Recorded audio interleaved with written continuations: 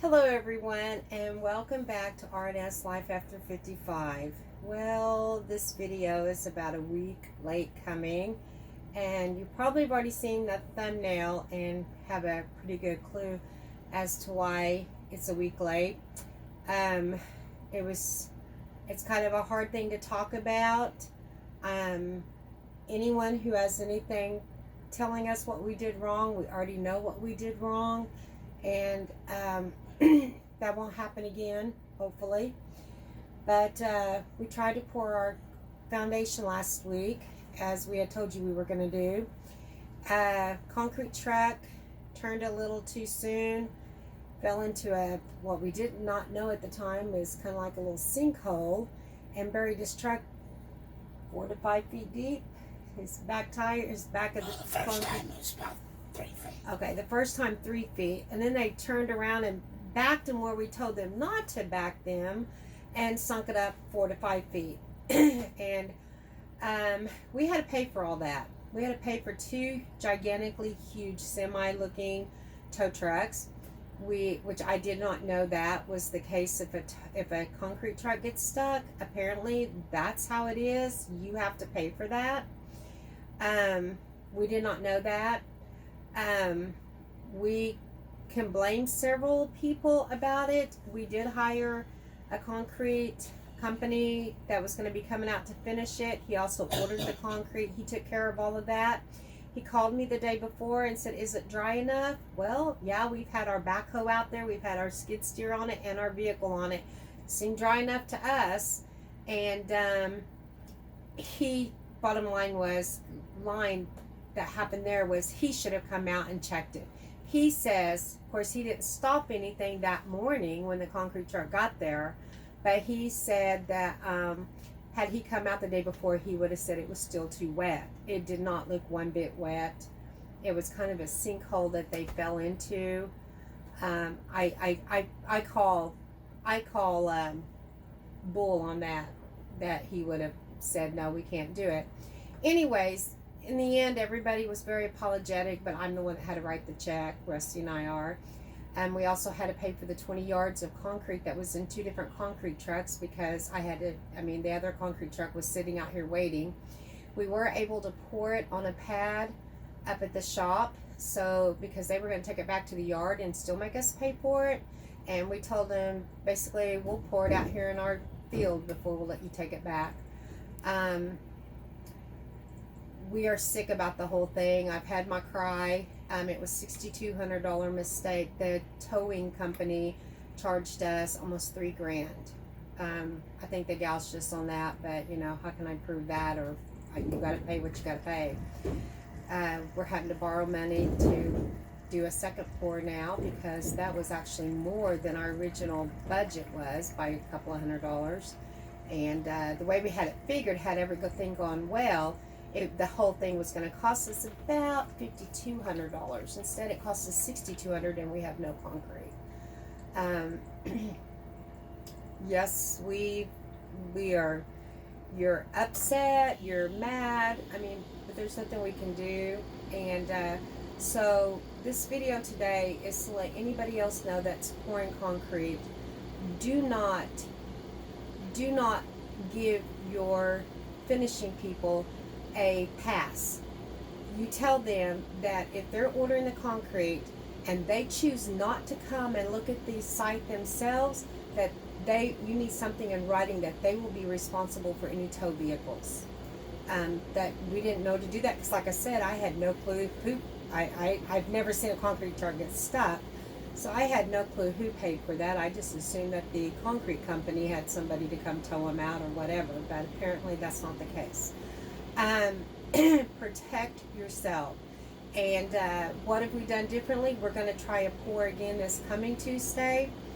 And what we have done differently, I'll explain some stuff on Rusty in a minute too. But what we're doing differently is I'm paying $1,300 for a pump truck that has been told that if he gets off the driveway, I want something in writing that I will not tow them out. We've called a different concrete company, because I didn't want to use the one we used to begin with, but my finisher talked me into that one. I'm going back to the local one here in town. I've talked to them. They're friends of ours. You know, everybody knows everyone because we live in a 5,000 person town at most. So most everybody knows everybody. So he already knew what had happened out here before I even called him later that day. I told him what happened. I said, your concrete trucks cannot get off our driveway. And I said, I'm not paying for your tow trucks if they do. They can't back straight out because they're going to have to back about 1/8 of a mile back down the driveway. He said they can back that. And he said if they get off the driveway, they can pay for it, not you. So we have got everything in writing this time that we have a pump truck coming. Actually, it's a boom pump truck. So it's going to be huge, and we will video record it that morning. They're gonna come set up at 6:30. It'll be a little dark, but we're not gonna start pour till 7:30. That's another thing. I refuse to pour in the dark. We're not gonna even try anything in the dark. So the first concrete truck will be here at 7:30 in the morning, and my finishers will be here at 6:30. My contractor will be here at 6:30. So we have all that set up. But guys, just let them know you have to take control. Your contractor, your finishing people, your concrete people, they don't care about your wallet, your budget, your situation. They don't care. So seems that they don't care, and like again, had I known this last week when this all happened, things would have been different. I just trusted everybody. But since they don't care, you make sure you are on top of it and make sure that you are the one that makes all the decisions in the end. You're the one that tells them, if you back up over there in that spot and you get stuck, I'm not towing you out. And because we did tell them where to go and where not to go. They chose to do it anyway, and they got stuck, and guess who had to pay for that? We did. $3,000 worth, nearly. So I'm not bitter about it. I've had a week to calm down and cool off. We're just going to try again. We're going to make it happen this time.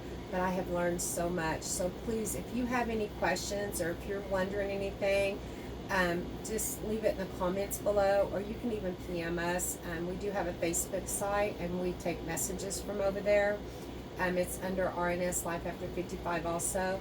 We'll be happy to answer any questions that you have, because Lord knows we've learned a $6,200 lesson. And if you have anything ugly to say, please just keep it to yourself, because trust me, nobody out there can beat us up as bad as we've already beat ourselves up, and as hurt us as bad as that $6,200 loss has.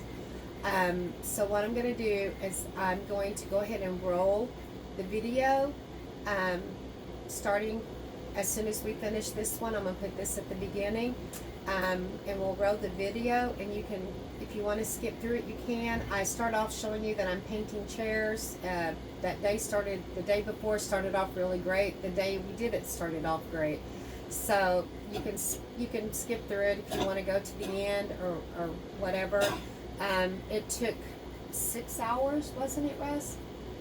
To get the truck out, because they got it out of the first spot, which wasn't so bad.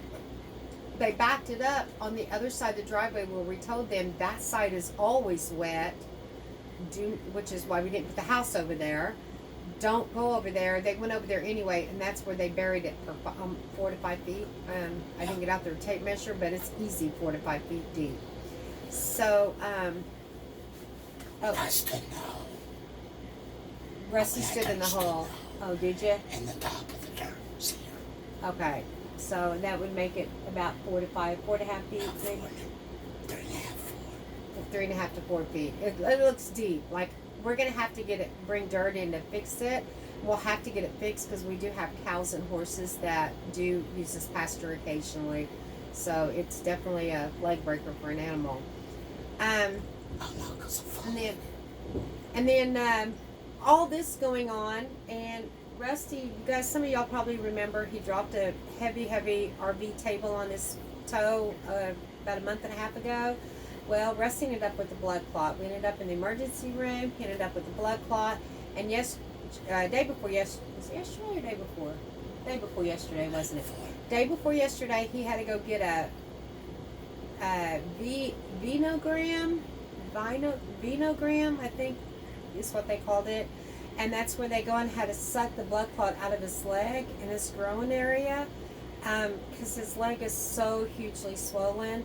So he's really, and now his throat is still not getting any better. I'm going to talk to the specialist. We have another appointment, not this coming week, but next week, the last week of February. And we're going to talk to them and find out what we need to do. I mean, 6 months of swelling and not being able to talk, I think at some point something has to give. So it's just, we're not trying to get anybody to feel sorry for us, but it's just been a heck of a week. And so just keep us in your prayers and pray that we can get our concrete poured on Tuesday. Anything else you want to mention or bring up? Okay guys, I think right here we're going to roll the video. Enjoy it, and please try to learn from other people's mistakes. I wish we could have. Thank you for watching. Don't forget to like and subscribe, and have a great day. See ya. Taking my old wrought iron furniture that is rusted, and it was hunter green, and I'm spray painting it to make it look new and fresh again for the new house. And I'll walk you guys out here and show you what we've gotten done. They're doing stuff now that's like way above beyond what I understand, but I'll show you guys. They're getting everything, all the last minute touches on it. Here's what we got. They're putting, like, let me turn around here. They're putting like these little boards up there to make the ridge, I guess, to set the metal on. And then there's one of the, what do you call that? A plate? Some kind of plate. I can't remember what he called it. The rebar's all in. And they'll be pulling the rebar up when they get set the concrete. That's how our finishing guy does it. We've got the boxes around all the pipes, and yeah, it's getting close. There's all this mess. We had a ton of rain this past weekend, so we had to hold it off. We were hoping to pour on Wednesday. We're pouring on Friday. So anyway, this is going to be part of our sewer stuff, because Rusty's making a dump to put an RV over here so we can direct sewer dump into with the RV too. There's our electric. So yeah, we're getting there. We still have that beautiful view, and I will pick this up tomorrow morning. Okay guys, it's now about probably 6, getting close to 7 o'clock in the morning. Oh, it is 7 o'clock, 7:03. It looks more daylight on my phone than it is actually looks outside right now. We've got headlights on the foundation. I'm sitting in the truck trying to stay out of the way. I don't know why, but I'm a nervous wreck this morning. We've got 2 concrete trucks here so far, and we should have a third one coming. One got here about, what, Rusty, 30 minutes before the second one. They have not started pouring yet. I don't know why. I'm trying to stay out of their way. But yeah, we're getting ready to get this show on the road, as we say here in Oklahoma. So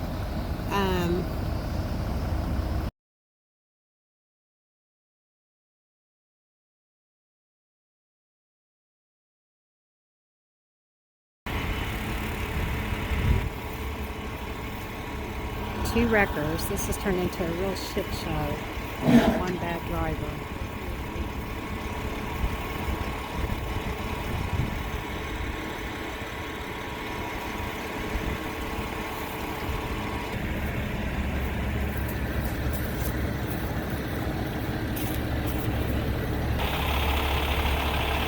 I don't know if I'd want lateral lines there. I don't believe they would perk. I don't think they would perk right there.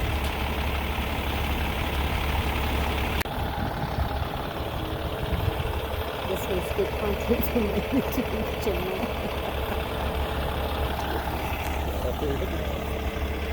What's wrong? So I'm ready for this truck to be out of here. I know. Which one? So I'll Right.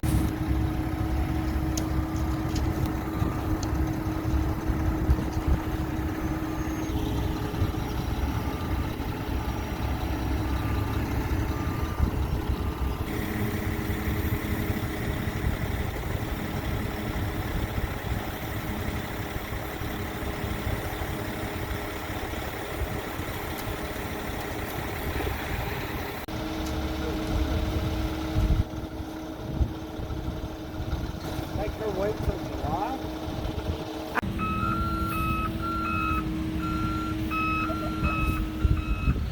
Gonna start tearing up our driveway. Oh, nope. Hey, he's out. Nope, he ain't out. Kick it out of fucking traction control.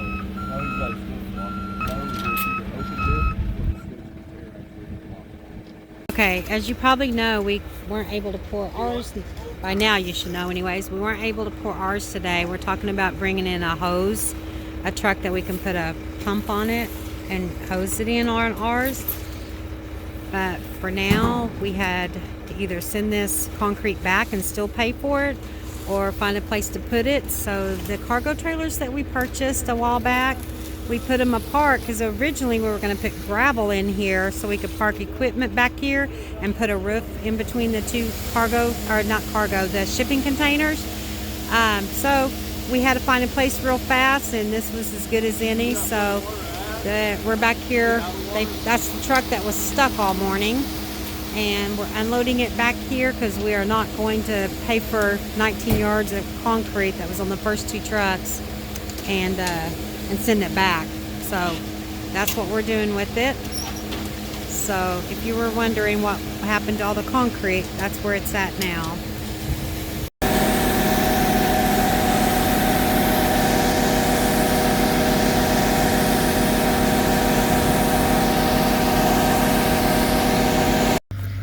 Okay, this is the damage that I'm owning because this is where the concrete truck originally fell into the ground and got stuck.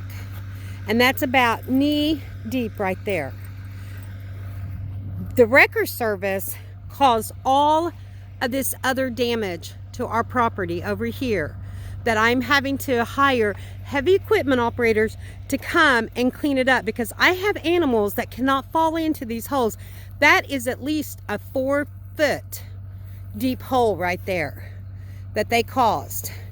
And this is at least 60 feet long, all this damage.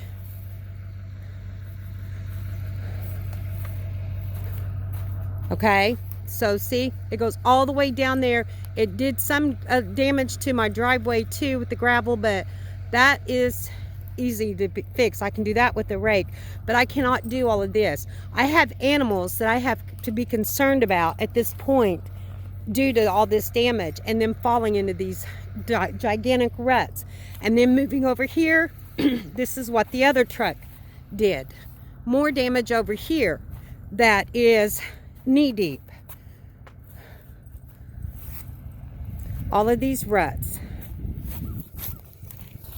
So I am going to hire and I'm going to pay to get these fixed, but I am going to be billing the wrecker service for this.